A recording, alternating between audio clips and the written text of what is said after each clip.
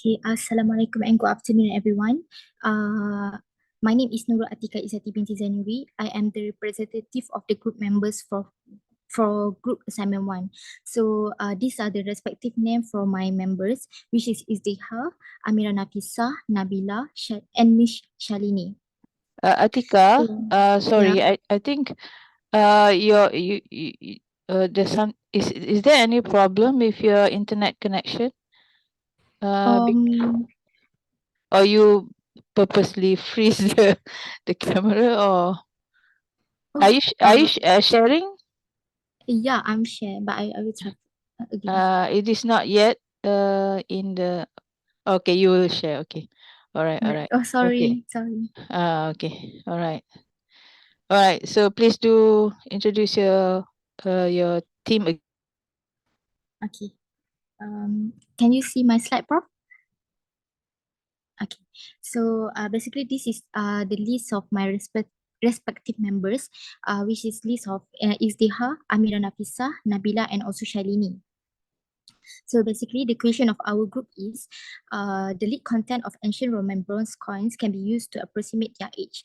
So the lead concentration in the individual coins can vary from single percent up to over 20%. A method was developed to quantify the lead in the bronze coins that utilize the hot plate digestion of the samples, followed by the flame atomic absorption spectrophotometric measurements. Hot plate temperatures can be difficult to set and are often uneven across the apparatus surface. However, as a well of quantitative transfer of the digest solution is required. So a second more efficient method, which is in this table, it referred to the digestion block method, was then developed that utilized a programmable temperature feedback digestion block with volumetric vessel. So these are the list of the data. So basically the objective of this question is to analyze the data from both the hot plate method and the digestion block method to evaluate their accuracy and precision. Second, to discuss on how the homogeneity of lead in the bronze coils could affect the precision of the measurements. And lastly, to determine whether one method is better or different than the other and explain how this could be shown quantitatively. So firstly is to comparing the accuracy of the two methods. So accuracy is referred to how close a measurement is to the true or accepted value. So in this case, we use the NIST SRM 872 as a reference, which has a certified lead content of 41.3 plus minus 0.03%. So tabulate from the data that I showed previously. So the hot plate method for NIST SRM is equivalent to 4.21 and the digestion block method is equal to 4.12. So as for the solution to determine which one is accuracy, so for the hot plate method, the value for the hot plate method is minus with the certified lead content, which is equivalent to 0.08. Meanwhile, for the digestion block method, the value 4.12 is minus with the certified lead content 4.13, which is equivalent to negative 0.01. So it is stated that the closer those values to the zero, the more accurate the method. So based on the calculation, the digestion block method has much more nearest value to the zero, which indicate that the digestion block method is high better in accuracy. So these are the illustration on how the accuracy of the data for the digestion block method compared to the hot plate method. Next, we move to the how the homogeneity of the lead in the bronze coins could affect the precision of the measurement. So homogeneity basically refers to the uniformity of the lead distribution in the coins. So if the lead is evenly distributed, it indicates high homogeneity, then we will expect similar lead content in different parts of the same coin, leading to high precision. Meanwhile, if the lead is unevenly distributed, which indicate low homogeneity, we will expect different parts of the same coin could have different lead content, leading to the low precision. Hence, the homogeneity of the lead in the bronze coil could significantly affect the precision of the measurements. So move on to the solution on how we will use the homogeneity of the lead in the bronze coil could affect the precision. So it is first by comparing the standard deviation of the measurement within each set, we can assess the homogeneity of the lead. So if the standard deviation is was found similar or smaller in value, it will suggest that the lead is evenly distributed throughout the coins, which lead to the high precision. On the other hand, if the standard deviation differs significantly, it indicates heterogeneity, which can affect precision. So basically, this is a data tabulated in Excel for the standard deviation for the hot plate method and the digestion block method. So when we compare we have the 1A, 1B, 2A, 2B, 3A, 3B, 4A, 4B coins. So I separate them into set 1, set 2, set 3, and set 4, which set 1 refer to coin 1 and followed by the others. So when comparing the standard deviation between these two methods, I found that the standard deviation for the digestion block method is has smaller difference in terms of standard deviation, which might indicate that it has higher better precision compared to the hot plate method. So this is when I try to compare the standard deviation between those two methods. So in determining the precision, we have to include statistical calculation to determine whether there is a statistical difference between the two methods of measuring the lead concentration in terms of its precision. So basically, F-test is done to conduct to identify the significant difference between the hot plate method and digestion block method based on their standard deviation. So to determine we can either conduct two type of F test, which is one tail test and two tail test. So this is the F test formula that we will use in our calculation. So moving on, so this is the data tabulated which indicate from coin 1 until coin 4. So for hot plate and digestion block method, the number of measurement refer to the number of sample which is equivalent to 8. So the sum of all the measurement for hot plate method is 1 to 3.46. Meanwhile, for digestion block method is 1 to 1.19. And for the mean average for the hot plate method is 15.4325 and digestion block method is 15.14875. So as for the variance, the hot plate method is equivalent to 58 and the variance for the digestion is equivalent to 54. So the standard deviation based on the calculated in Excel, we got for hot plate method is 7.65 and digestion block method is 7.397. So I've calculated is calculated based on the Excel by divide the variance of the hot plate method with digestion block method. So we got 1.07. So for the F table, we look into the F table which can be obtained from the table 3.2 in our analytical chemistry textbook. So basically, it does not mention at which confidence level does we have to refer to. So we use this common one, which is the 95% confidence level.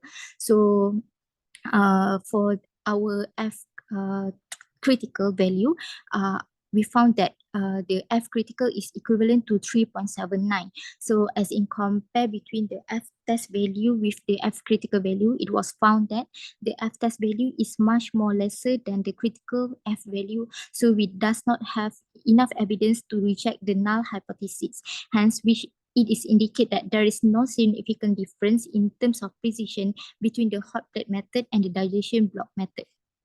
So next, moving on to determining whether there is a difference between the two methods of measuring the lead concentration in terms of its accuracy. So to determine in terms of accuracy based on statistically difference, we use the t-test formula. So t-test is used to compare the means of the two methods and determine if there is a significant difference between them. So basically, this is we use the t-test formula. So it was mentioned in the question that the digestion block method was mentioned as a more efficient method in measuring the lead concentration. So to determine whether it is produced statically equivalent result, hence PET t-test was done. So this is the data tabulated. So for the t-test, we include also the NIST SRM872 data into the table because I would like to measure the mean, the difference in terms of the mean value between the hot plate method and the digestion block method. So for the mean, I observed that it is equivalent to 0.26. So basically, before going forward to the mean, standard deviation and number of measurement, so we have two data for the hot plate and digestion block method. So we add another columns to to include the individual difference of mean between the digestion block method and hot plate method. So basically, for individual difference, the formula is hot plate method data is minus with the digestion block method. So for the mean, so based on the individual difference total, so we find out the mean, which is equivalent to 0.26, and the standard deviation was 1.1035, and the number of measurement is 9. So T is equal to 2.31 based on the data in the confidence level table. So this is the T data for 95% confidence level, and we take the 2.31 data. So the T calculated is from the Excel is equivalent to 0.71. So as for the conclusion on the T test, the T calculated is found to be less than the T table at 95% confidence level. Hence, there is no difference between the two methods. So based on the T value of 0.71, so it indicates that there is no significant difference. So we cannot say that one method is much more higher in accuracy than the other.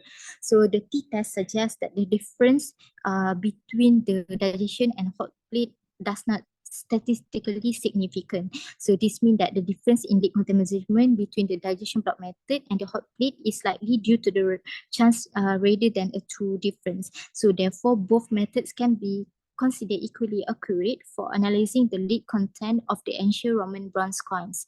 So as for the summary, both methods we can see that it is accurate, but the digestion block method has better precision due to the homogeneity of lead in the bronze coin could affect the precision of the measurement. However, although the digestion block method appear to be better in terms of precision, we cannot conclude that as based on the PET test and F test that we conduct. So F test showed that there is no significant difference between the hot plate method and the digestion block method. So therefore that we can say that the two methods are not different from each other in terms of both accuracy and precision. And hence we cannot conclude that one method is better than the other. So they are equally effective in measuring the lead content in the bronze coins. That's all from us. Thank you. Okay, thank you so much, Atika. Since this is an evaluation, so I don't have any comment. So, but still, it's a good presentation. My question to the team, not just you, Atika. Any reason that you use PET test apart from other T tests? Any reason? This question is to the team, not just to Atika. Any reason why you choose PET test?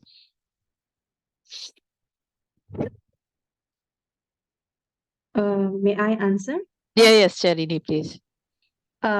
We chose parity tests because we were comparing the data between two samples. We had like two different methods, hot digestion method and hot plate method and block digestion method. So we were comparing which one was better. So I thought PET test to compare between these two set of data, PET test was the most suitable. And then also we were looking, wait.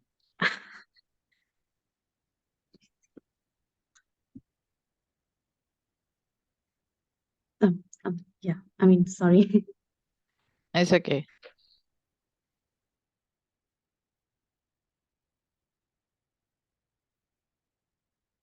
I would agree with Shalini also because we want to compare the means of the two groups. Okay. All right. It's okay. I'm not going to comment on the answer, but this is just to test, on how you answer any question. Okay. All the groups I will try to ask questions.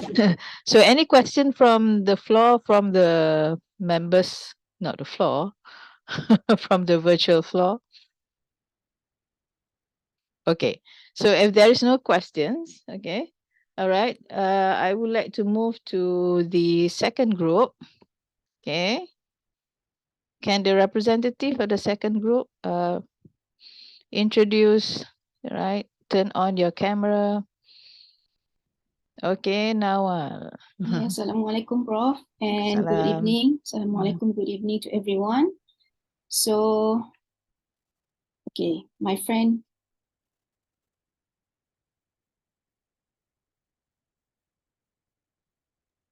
Can you all see, view the screen? Okay, all right. Okay. So we are from group 2, and I will be in charge for the first part, which is the summary of the result finding. And the second part will be on the calculation on the Excel, which will be conducted by Sajida. So first of all, let me introduce to our group members. So for group 2, we have Lily, we have Ahmed, and me, myself, Nawal, we have Azira, and also Sajida. For the question,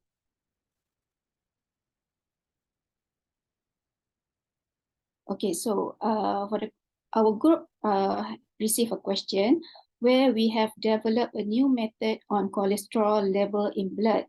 So we have developed a new method which we have to evaluate whether this new method is effective as a new developed method compared to the standard method. So the first question is, the NIST makes a cholesterol in human serum standard that is 182.15 milligram per deciliter. Your method reports value of 181.83, 182.12, 182.32, and 182.20 when taking 4 replicate measurements of this standard. Is your value is the same? So the calculation would be, next slide.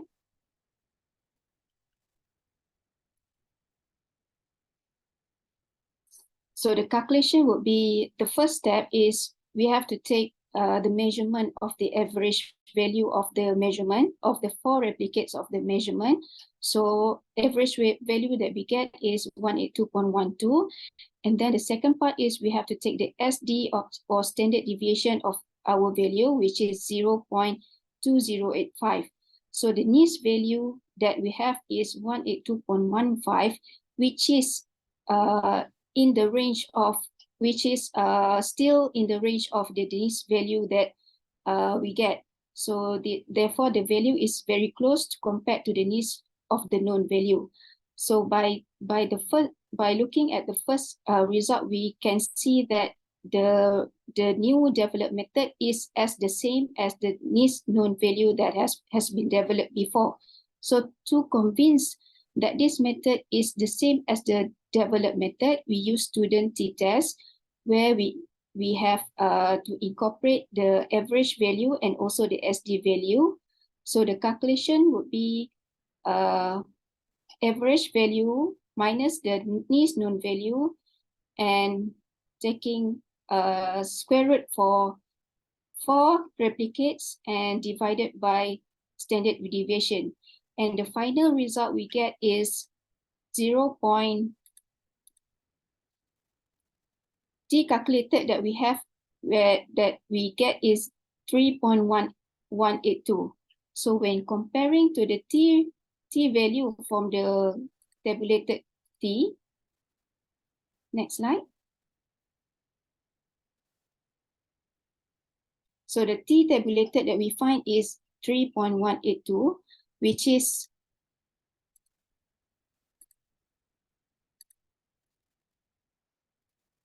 T calculated is less than T tabulated. Therefore, the results from the new developed method is the same as the result from the accepted method.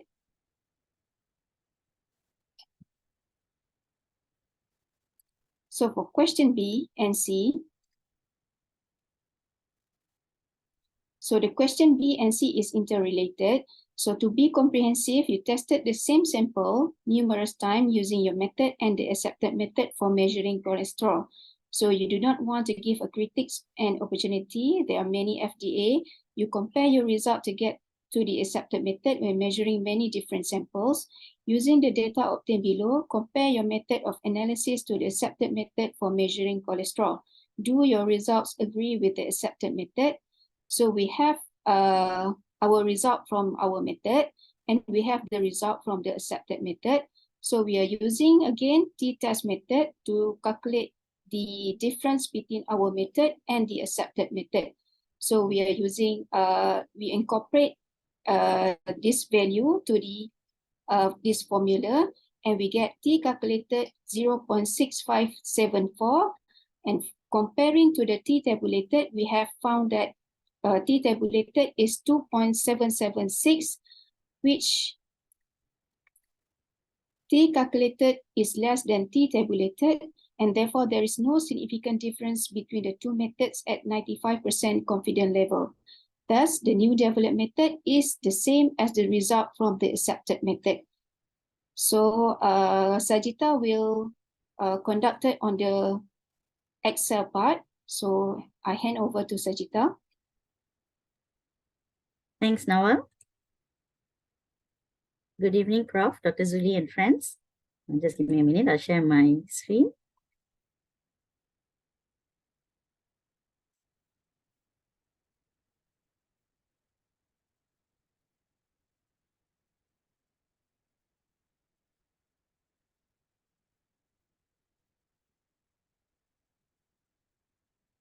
Yes. Can you please let me know if you can see the screen already?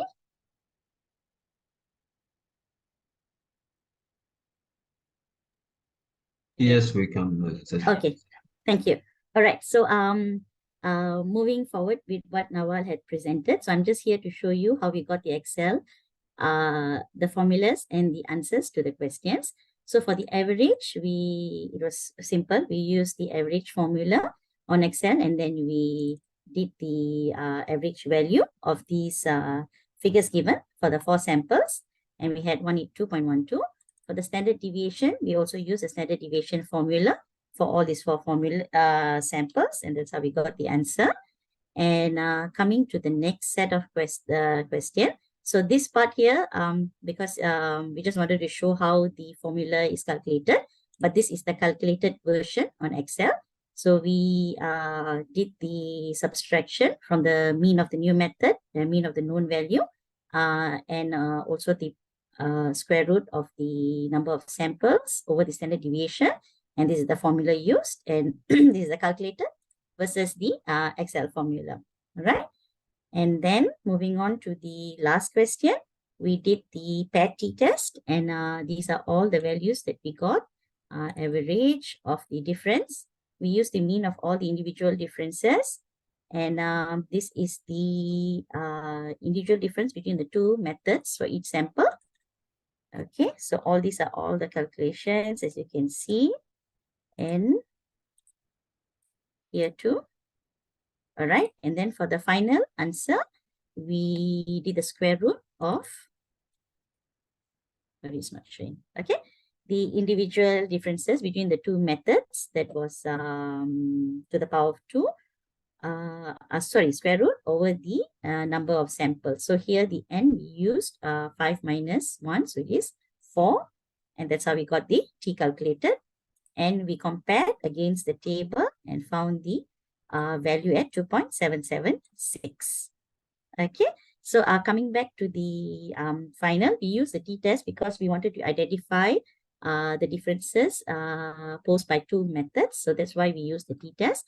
But 2 types of t-test. The first one is when the known accepted value is known. And the second one, you use the paired t-test because we wanted to identify the significant differences between the 2 methods. That's all from me. Okay. So any more presentation from the group? That's No, all. Doctor. Okay. All right. No, Okay. Just one question for the whole group. Okay. So what do you think about the conclusion from the analysis, the statistical analysis just now? What can you conclude? I know that Nawal has presented the conclusion just now. So what is the view of the whole group? Okay, any members of the group on the conclusion?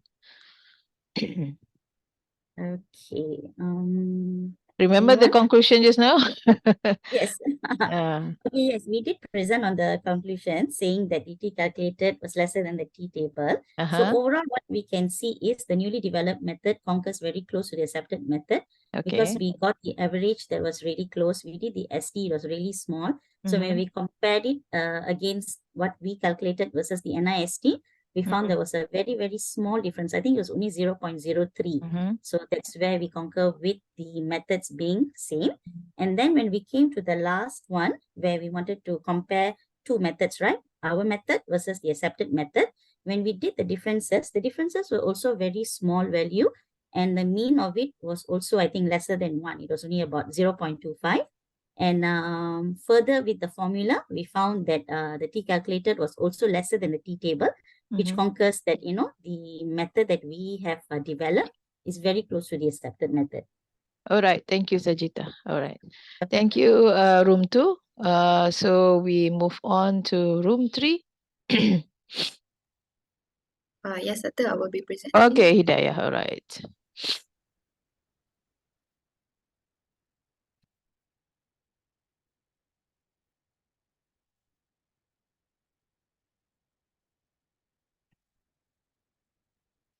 Sorry. You turn on your camera while presenting. All right.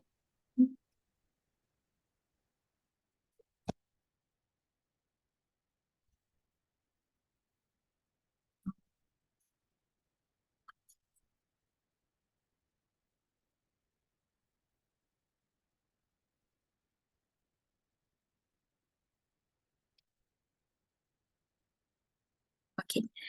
Are you able to see my slide? Yes, your slide is okay. All right, thank you.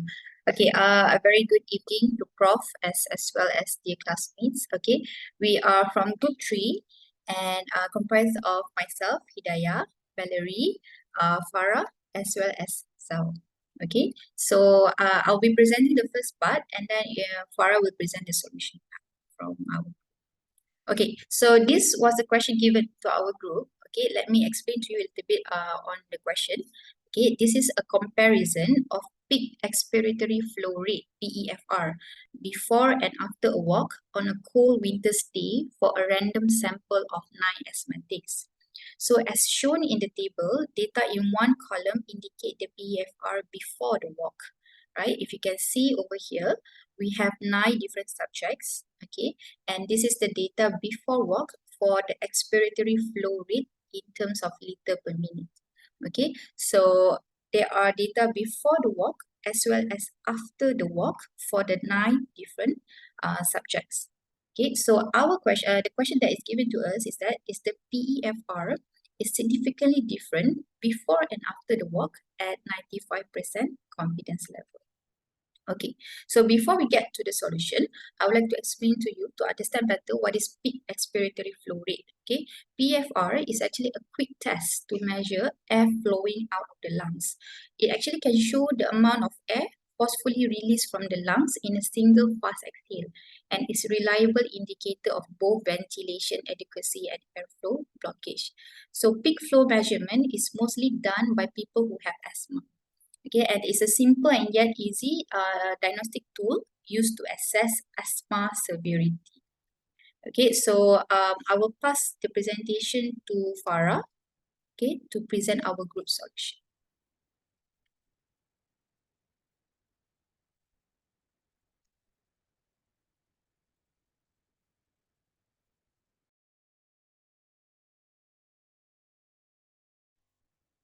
Okay, thank you. Thank you, Yaya.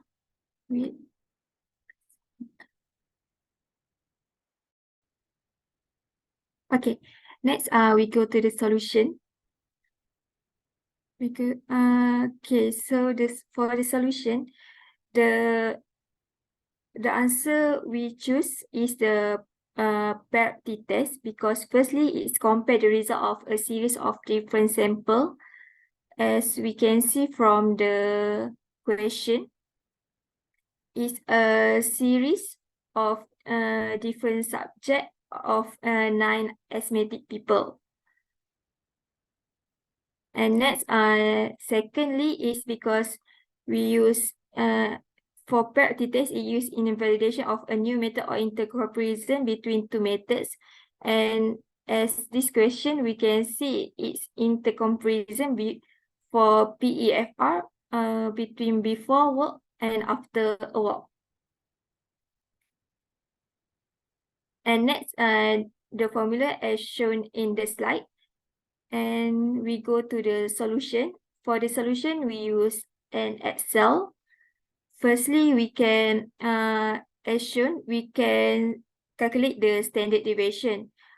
Firstly, as shown in the formula, we can calculate the difference between before work and after work. So, for example, we can see for the first subject, we can calculate the difference 312 minus 300, and we get the 12. And from this difference, we can calculate the average or the mean, and we get 56.11. And from this mean, we can calculate the DI with difference with the mean, and we get the value. And then, and then we square it, and we get the total 9342.89. And with that, we can calculate the standard deviation. The total divide by the n minus 1. N is 9 minus 1, we get 8. And square root, we get 34.174.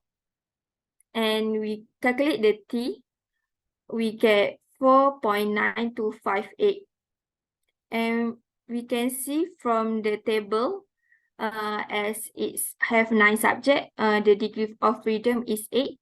And with 55% confidence level, we get the t table is 2.306. And we can see the t calculated is higher than t table. That means there is significant difference in PEFR before and after a walk.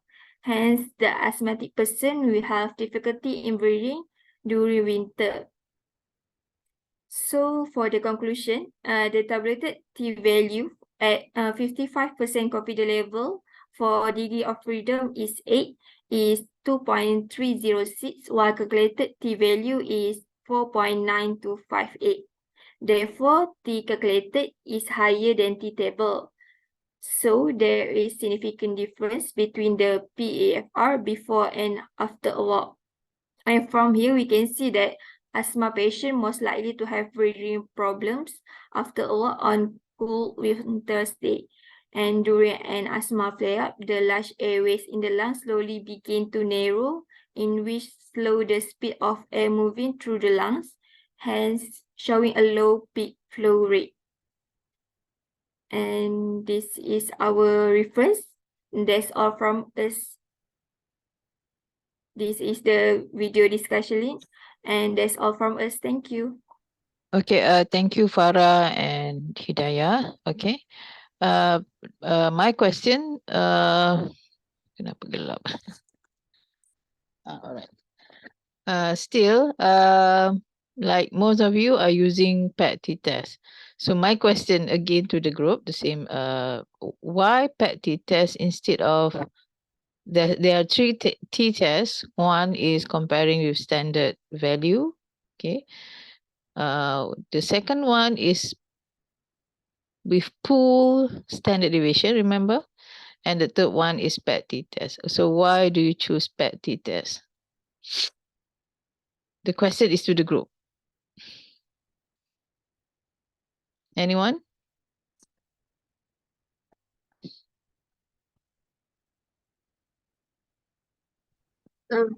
I think, can I answer this question? Yes, Valerie, yes. Okay, so there's a total of 3 t-tests as mentioned by Prof just now. So the first t-test is that when when there's a reference value is given, but based Mm. on our questions, there is no reference value was given. And for the second t-test is comparing the means of two methods, but in our questions, there is no two methods and there was no mean provided. So that's why we cancel this t-test out. And for the pair t-test is the most suitable t-test because based on the textbook given by Prof, it's actually it is a method that can be used to validate a new method or doing intercomparison between the methods. So, for example, if we assume our PFR is a method and there's two parameters given, which is before the walk and after the walk, so we are actually doing a comparison between the before and after the walk. So that's why we chose the pair t-test. All right. Thank you, Valerie. All right. So I think we have the last one, right? Oh, we have the first. Okay. All are done. I think we have.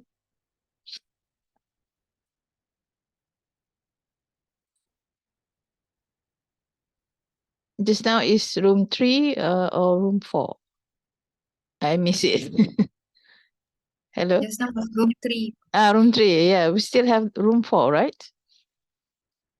If it is from my record.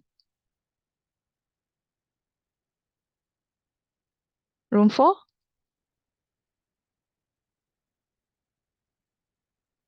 There's no room 4, is it? All right, okay. So it means that there is no room 4.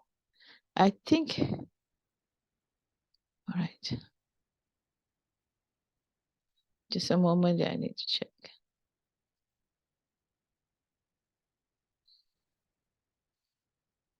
That's right, Prof. We only have 3. Yeah, yeah. Up to 9. All right. So if it is, I just have a few questions. Not to say question, is more on your view. On last week, we have ANOVA. So can somebody tell us, if any of you tell us, when do we need to use ANOVA? Or we can just use the t-test like we have discussed just now. You can see the difference. Last week, Dr. Helmi has presented on the ANOVA. There is 1 till test and then 2 till test. So in your point of view, when is ANOVA is applicable, or when is the simple t-test that you have presented is practical? So any answer from all of you, from any of you?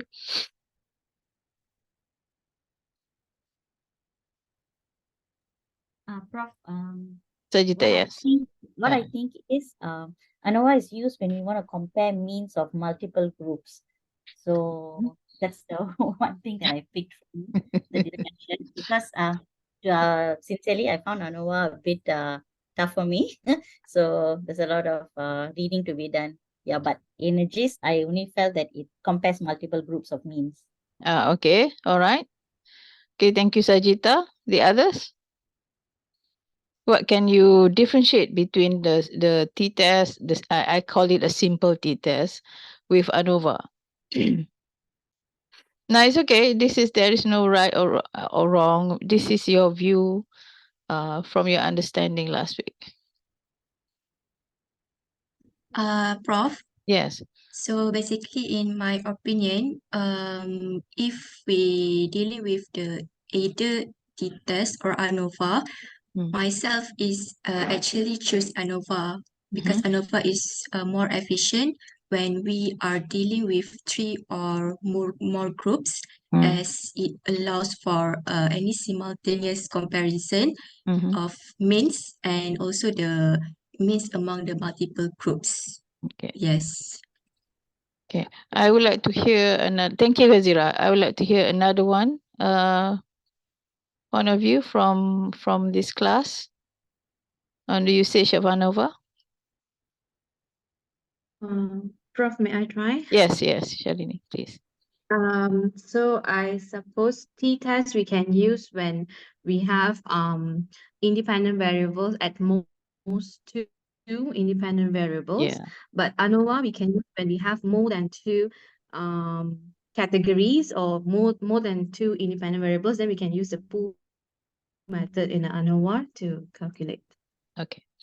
So thank you. So I hope it is very important for you to know when you can just use the simple t-test and when you need to know when you need to use ANOVA. So if you understand last week, yeah, there's a lot of things being delivered by Dr. Helmi. But imagine this, yeah. Most of the time that when we discuss about developed method, okay, we are talking about a single scenario or a single parameter. Okay, like just now you have comparison between methods in detection of cholesterol. Okay, so what is of interest is cholesterol, and then you are developing a new method versus recognized or established method. So a simple t-test would do. And let's say you are just now you have lead analysis. So we know the standard lead content that should be. So you have a reference value based on a reference material. So we can do a simple t-test. But let's say you are working with living cells. Let's say you are working with food samples. Let's say you are working with three plant samples. When you have a lot of parameters to be studied. Okay, probably you have cell samples, cell. And you need to study temperature, you need to study time, you need to study what do you call buffer, okay, to check on the growth of cell, for example. Okay, usually chemistry is a bit simpler, so we don't study all the parameters at once, but it's actually very good. We can study all the parameters in a single experiment. Imagine. So we don't. It's actually very good to do that rather than you study. Okay, experiment 1 we study temperature. Experiment 2 we study buffer. Experiment 3 we study kinetic or time of reaction. But the best way to do is to study all the parameters at once, because if we understand about reaction, chemical reaction, I'm talking about chemical reaction, is interrelated, kinetic in terms of time, temperature, okay, as well as buffer. So this is something that we can't avoid actually, studying multiple parameters, or just now variables. Shalini mentioned about variables. There are dependent, independent variables. And in order to do that, it is not enough just to use simple t-test. Okay, so that's when ANOVA comes in. And Sajita is not it's not something to worry about, because we can use software to solve the ANOVA. So this is very good tools that you can use for studying a lot of parameters in your experiment. So it's a good for you to explore. It's a good thing for you to explore. So I think starting from next week, these are the things that you are going to explore together with Dr. Zuli, Dr. Muhammad Zuli. You will be using software, okay? Have you heard of RSM, response? Because I'm not in that field, but my students do use RSM. Anyone has experience with RSM? Responsive phase methodology. Sometimes I forgot the full. I remember it is RSM, where you can study multiple factors, multiple parameters at the same time. Anyone has used RSM before? No problem. No. Okay. So it's a good tool. So it's a very good tool where you can mix all the data. You study different parameters at the same time. So from there you can sort of conclude at the same time, okay, with the best temperature, the best kinetic in terms of time, the best buffer in a one experiment. You don't have to like do it separately, temperature, and then you do it buffer, and then you do the kinetic or reaction time. So this is the usage of ANOVA, and later you're going to be introduced with other software. So this is very good. Yeah? So it's not about calculation. You don't have to do calculation manually, just like what you have presented just now. It's all using software. So it's a good tools. And for you, for those of you who are working directly with lab work, okay, these are very good tools, okay, because you cannot avoid studying multiple variables or parameters at the same time. You have to do that because if you imagine cells, living cells, if you are doing molecular works, it is impossible, okay, it's quite impossible for you to just study temperature without considering reaction time.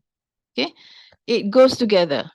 And if you try to do it one by one, let's say you do temperature, and then after you come up with the best temperature, you do reaction time, or after you come up with the best temperature, you do buffer study. Sometimes it does not work that way. A cell, especially when you are working with living things, plants, cells, food, you have to do it together. Okay, so that's the biggest difference when we're talking about simple t-test with ANOVA. Okay, so I hope that you get it. So it's not for you to worry about final exam or so, but it's for you to know when to use, and it's very useful for you to explore ANOVA as well as when you are using any other software like RSM. Okay, these are all data analysis. Dr. Helmi is from food faculty, food science faculty. So that's why they are used to all this ANOVA, because they are studying food related technology. So he's also worked with microbes. So these are very, they have to deal with a lot of dependable variables, parameters at the same time. Okay, so I hope you understand that. I'm not going to ask you to answer exams on ANOVA or whatever, but know when to use that. Okay, all right, so I think we should take a break as usual. Okay, and since actually I don't have any more lectures, but the third hour is just a discussion on your second assignment. Okay, so it's going to be very short. So this is going to be sort of my last for this CHM 5001, and next week will be by Dr. Zuli. So take a break. We'll come back around 8 o'clock to discuss on your second assignment. So thank you, everybody. Okay, thank you, bro. All right. Hey, bro.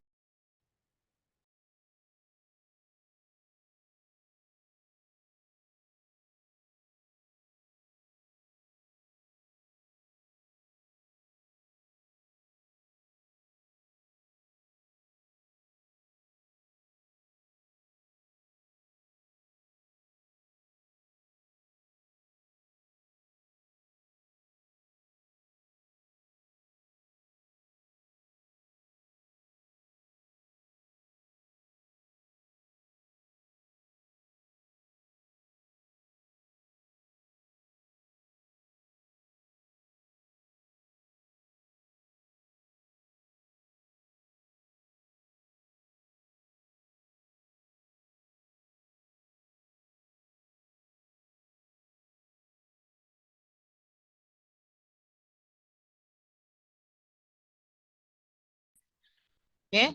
So this is second part of the assignment, which contribute 17.5% again, because the total from me will be 35%.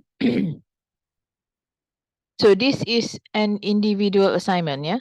Okay, it's not group assignment. So everybody has to submit this time. So this is a standard instruction. Okay, you will be given sets of experimental data. It's not actually it's experiment, but it's a real study. It's a real case experiment. Yeah. So and provided with certain scenario, you are to prepare a proper report. Okay. So you are to answer some questions in that. I will show you after this. Depends on the scenario, and all required parameters should be using basic Excel. Means that if you are instructed to plot a graph or whatsoever, then you have to use suitable software. Okay, and same instruction. Okay, I will create the report. Sorry, the assignment link in the Putra Blast. Okay, and in order to do this, I will need to ask the time that you need to prepare. Okay, so now I hope this instruction is clear, because we are going to discuss the scenario and the data. Okay, all right. Stop share this one. I'm going to share the first one that I have shared with you, which is the Trojan, Titan project. It's not the Trojan. Okay. So this is a case study. Okay, the Titan project is well, the name is Titan, but it does not really related to Titan.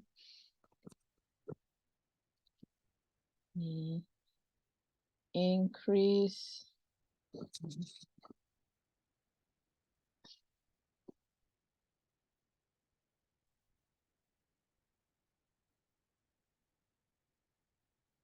okay. All right, so this is the scenario. So it's not really important, but then at least you understand what you are up to, what you're supposed to be. Okay, so this is a Titan industry, and they have this titanium dioxide. Is too big. I need to scale down. Titanium dioxide plant is the whole company, the whole setup. So TiO2 plant in Mixture. So as the management team, your mission is to recommend, okay, this is not for you to do. Okay, so this is a scenario. Okay, so the purpose of this the purpose of this analysis or homework is for you to develop all these skills. Okay, but since this is going to be individual, so the skills at the right side is no longer applicable, because you have done this during your first assignment. Okay, all right, so it's more on analytical methods and statistic, or it's more on your preparation of reports. Yeah. Okay, this is not what you're going to do, because this is actually the if you are doing a full scale of this problem set, then this is what you're going to do. But this is not what you are going to do. Okay, this is not. Yeah. So what we're going to discuss is more on the. Okay, let's move on. This is for you to read if you're interested in. Yeah. So this is the whole idea, is for you to recommend a method for determination of chloride ions. But to relate the, sorry, to this is the skills that by the end of this practice, you should be able to use spreadsheets, Okay, critical thinking, data analysis, and interpretation. Most of the time that you need to do is this one. Yeah. Sorry, I still have sore throats and okay. So starting from A14, okay, if you look, if you have downloaded this, starting from A14 is your assignment. Yeah. So you can refer to A14. You can start answering all this because the purpose of having this practice is for you to come out concludes which analytical technique is suitable for chloride. Okay, and you are to compare the analysis, the analytical methods, consider the accuracy and precision, and consider what are the factors, propose and justify your method of choice, present your recommendation. This is supposed to be the final practice that you need to present to your superior on the company. Okay, which one do you think is good? Which method? Okay, so now starting from A14 is the one that you have to answer. Okay, so you have to answer all this. Let's go through definition, and then you are given a standard contain blah blah blah, comment under accuracy, comment on the accuracy and precision of each of the sets. So you have to comment on this data. So it's more like tutorial. It's more like tutorial for you. But this is individual. So how would each of the following influence your confidence in the accuracy and precision of the measurement? So this is something that you have to answer as well. Perform the analysis in duplicate. So you have to comment. All right. And then you are required to use an accurately known amount of ethanol. Okay. And then you have to answer all this, yeah? So this is a method. Okay. Now we move on to A15. Okay. This is the first method, gravimetric method. Okay. I hope that you have come across this is based on mass. And also you have titration method. Okay, now you are given all this information. So your task for each of the methods, you have to plot all the data, and then you have to check whether you have to answer is it linear, and then you have to draw the best fit line, the best trend line, or the best linear line. And you have to answer all these questions. Use the graph to determine the concentration for the mean for each standard. Okay. Calculate the concentration, comment upon the difference between those values determined from graph and the calculated values. Plot the calculated concentration for one method against the other. So I hope that you remember when I talk about regression. Number 7, the R squared between the two methods. Yeah. So this is what number 7 is about. Yeah. Now we move on to A16. Okay. You have the third method, which is the spectrophotometric method. Again, you have to answer or plot all the data. Is it linear? Blah, blah, blah. Discuss which method would you employ in the environmental monitoring laboratory. So it means that you have 3 methods. Then you have to discuss which you would recommend. Yeah, would you recommend? Of course, with the justification. Okay, that's why it has to be in a reported form. Yeah, you answer the question as well as you have to make it into reported form. Okay, sampling, we skip the sampling because we don't do sampling in this subject. So we skip to A18. Yeah, limit of detection. So you have to answer what is the definition of limit of detection. Okay. What would you consider a sensible limit of detection? And then you have a chromatogram. You have to answer all this, yeah? Okay. And then the last part will be the control chart and the costing you don't have to answer. Okay, the right side. Okay, you don't have to answer. So you stop at A18 and the left side. Okay. So you have to prepare a report, yeah, based on all this. After you answer all the questions, you have to prepare a report to be presented to your superior, your boss, okay? Because your task is to survey analytical techniques for chlorides and you need to compare. You need to consider the comparison in terms of accuracy, precision, and you have to justify which method of choice. And you have to present the recommendations in a proper report, yeah? So if you ask me what is the best format to report, it's up to you, but it's a proper report, okay? I don't have any specific format, but you can use a format that you have known before, lab reports, or you're working right now, you know your company's format. So you can use that format to report your recommendation. Okay, question before we move on to the second second case study, because you have to do both.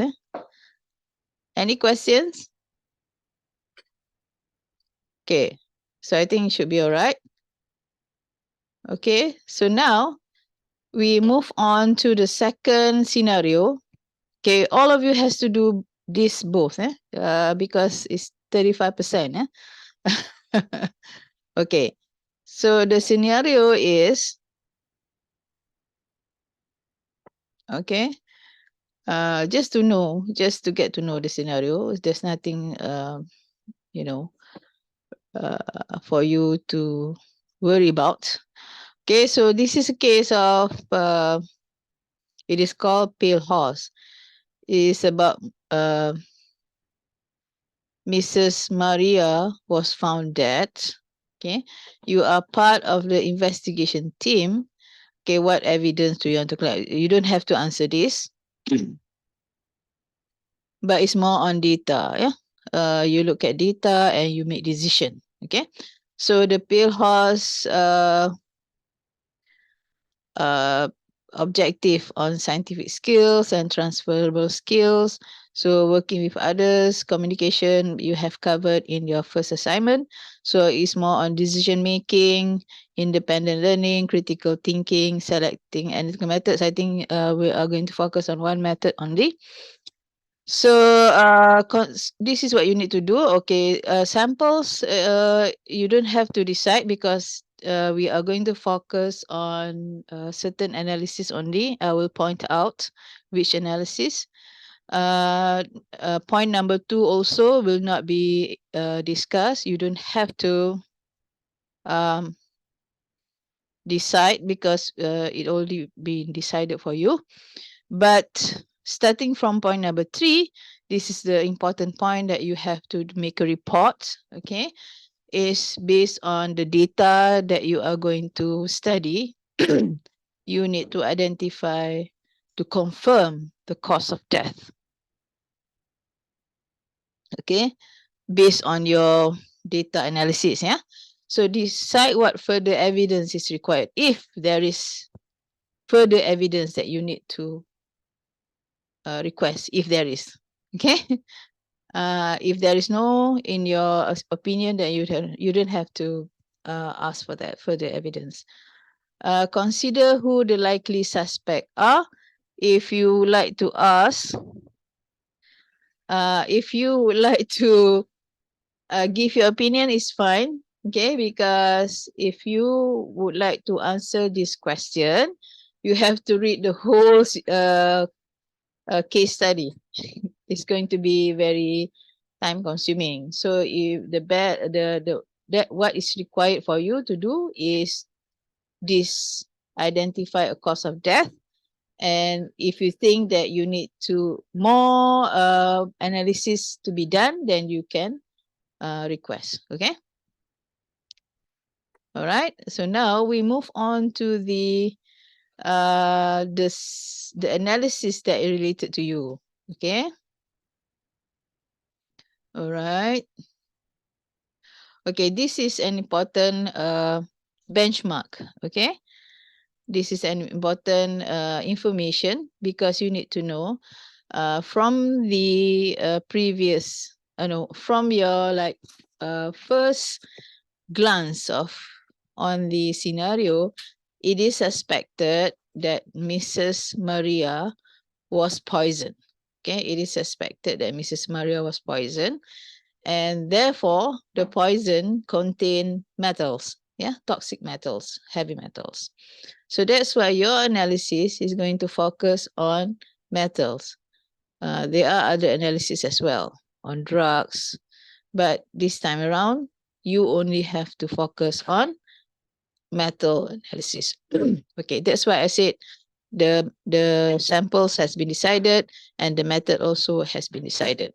Okay, but in order for you to conclude whether there is, or to confirm the suspicion of poison, you need to know the benchmark, the toxic limit. So this is typical. Typical means that this is commonly in the human body. The typical element levels in blood, serum, urine, kidney, liver, hair, and wet tissue. So this is important for information for you to study. And then we move on. So take note because there is no page. So please take note which right, which there is no page, so it's difficult for me to point out. I think no, there's no page. Take note on that. Table. There's no table as well. Okay. Sorry. Now we move on to ICP analysis. So what? Okay, you don't have to read all this. About fingerprinting, about HPLC, but you move on to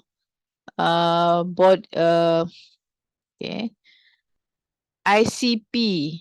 Okay, ICP-MS results. So whenever that you see ICP-MS result, please look at the data. Why ICP-MS? Because ICP-MS is method to analyze metals. So now you can see that the first ICP is on the wine glass. Okay.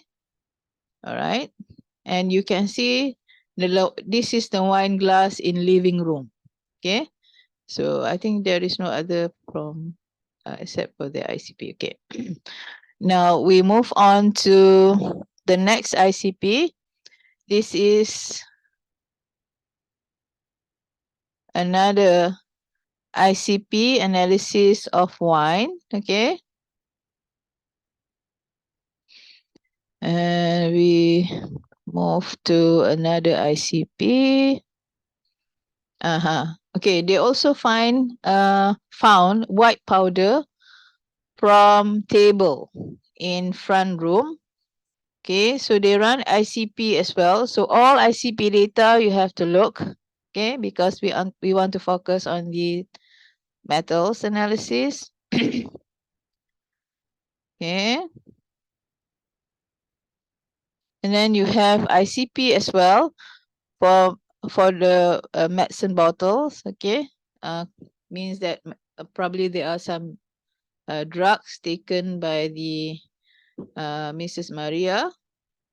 Okay, and then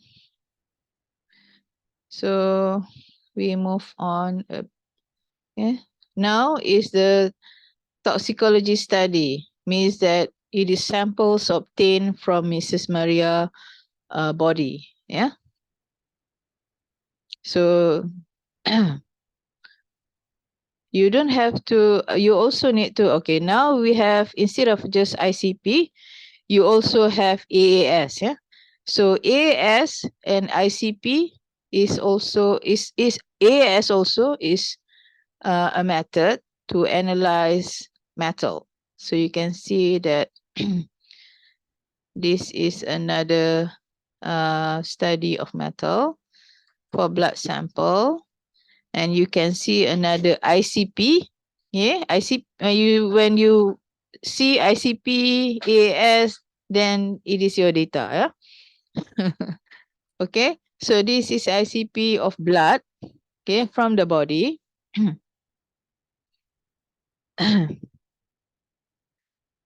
And this is also ICP. Okay, you can study ICP MS is of course much more sensitive. Okay, so you need to study all this data. And then you have analysis of hair. You can skip the index. And then urine, okay. Kidney, liver, okay. I think that stomach content, okay. There is also stomach content.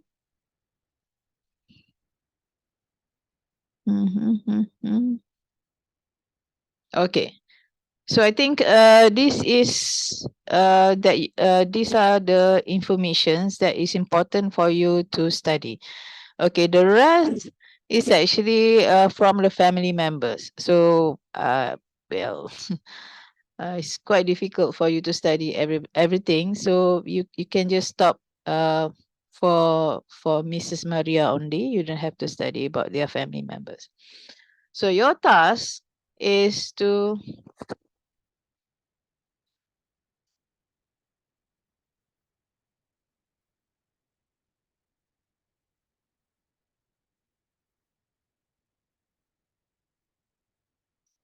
okay, so back to this. So you have to do the analysis of data. You don't have to plot anything. You don't have to do statistical analysis, but you have to study the data, and then you have to make a report from the data. Okay, there's a lot of data there, but you need to focus on ICP, on AAS, because we want to narrow down on the metal analysis. Okay, so from that, you can confirm whether the cause of death is due to poison, because most of, if you have like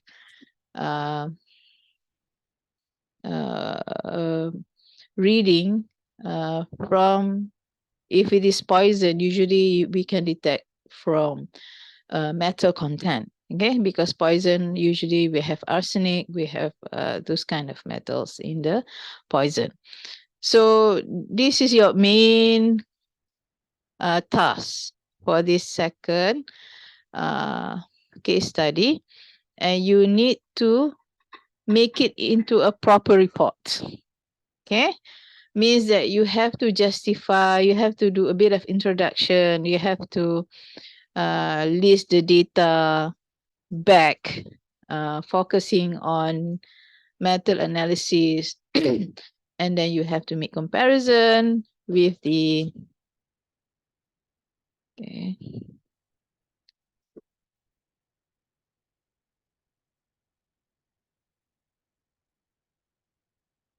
Based on this standard technique.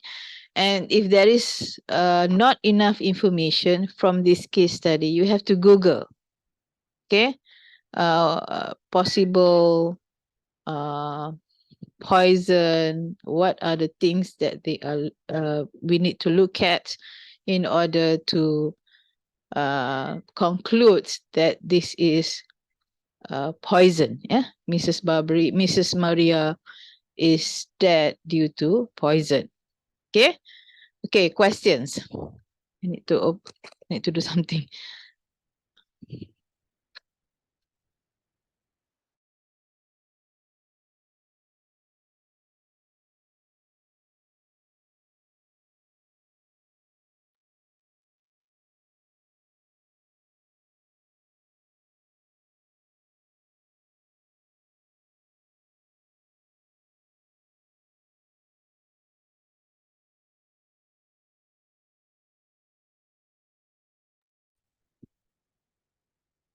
Okay, questions? Okay, these two assignment has to be done individually. So the first assignment is quite easy and straightforward. You have to answer all those questions in page A, starting from A14 until A18. Okay, and then make a proper report because you have to recommend the best technique to your company. And then the second one, which is a separate set, yeah, of homework, you have to do some data analysis and come up with the cause of death. Okay, as I mentioned, because the machines is already the machine that is used here, ICP, AS, the data is already there. I mean, you don't have to do some calibration whatsoever. The data is already generated out for you, but you need to like crunch all the analysis data, and then you have to identify whether to confirm that the cause of death is due to poison or it's not due to poison. Okay, questions, everyone? Do you think that is okay? How long do you need? Prof, just one question. All right. This is to be submitted, or will there be a presentation as well? No presentation, just a submission. Thanks. Remember about the standard instruction just now, okay? So I'll be putting the instruction in the Putra Blast as well as this appendix as well. Okay? Okay, if there is no question, it's fine. I mean, you can still ask me, but it's easier if you ask now, because if I have to answer all the question personally one by one through WhatsApp, it's quite difficult. It's easier if you ask what do you don't understand about the assignment during this kind of session, because this is going to be my last class for this. Okay. Prof, Yes. is there like maximum pages of each report that you want us? There is no maximum pages. Okay, as I mentioned, the format is up to you, but of course you need professional. It has to be professional. For example, the first case study, you are an employee, you are employee of the company. So, I mean, you have to imagine how you're going to report. So the report must be professional standard. Okay. So same goes to the case of Mrs. Maria. Imagine that you have to submit the report to your boss. Then it has to be a proper report, a proper analysis. Okay? All right. Okay. All right. Any more? All right. So if there is no more, okay, how long do you need? Remember that you're going to have other assignments from the lecturer, Dr. Muhammad Zuli, as well. So how long do you need? 1 month? Is it okay? Yeah, that's all. Yeah, okay, all right.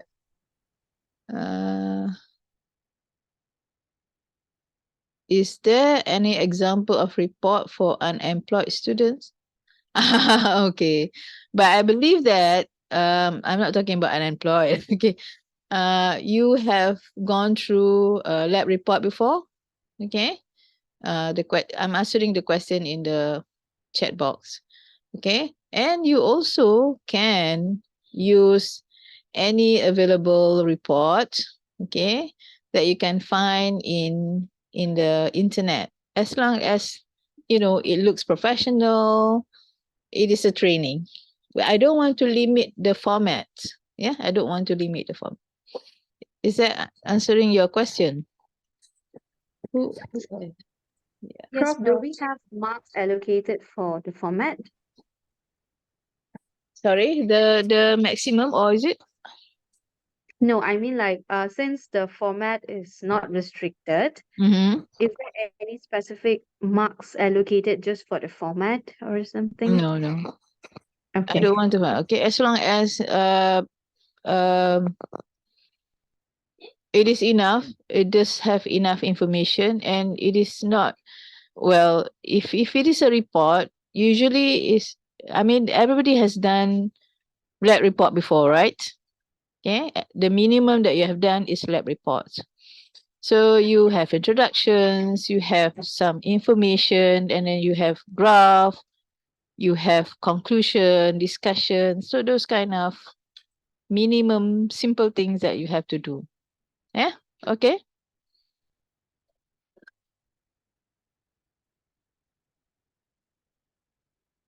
All right, okay. Okay. If there is no question, I'm gonna stop now. So